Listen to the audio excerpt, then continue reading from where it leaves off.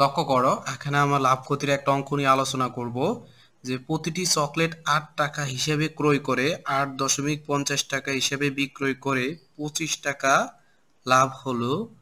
মোট কয়টা চকলেট ক্রয় করা হয়েছিল সেটা তোমাকে বের করতে বলছে। তো লক্ষ্য করো, একটা চকলেট সে কিনছে হচ্ছে আমার ৮ টাকা দিয়ে এবং সে একটা চকলেট সে বিক্রি করছে ৮.৫০ টাকায়। তাহলে একটা চকলেটে তার লাভ হচ্ছে কত? ৮.৫০ মাইনাস হচ্ছে ৮ ইকুয়ালস টু 0.5 টাকা।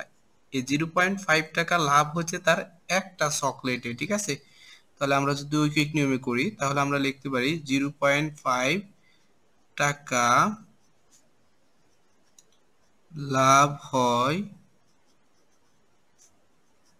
একটি চকলেটে। একটি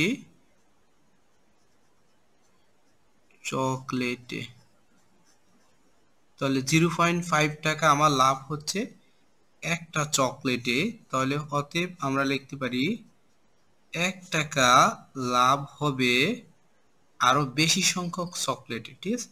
1 টাকা লাভ হবে আমার আরো বেশি সংখ্যক চকলেটে।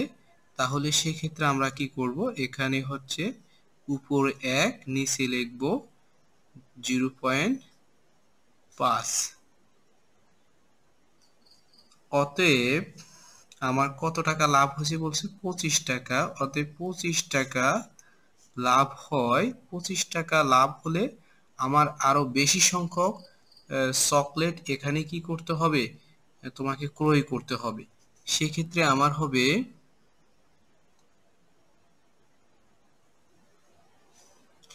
উপরে হবে 25, নিচে হচ্ছে 0.5।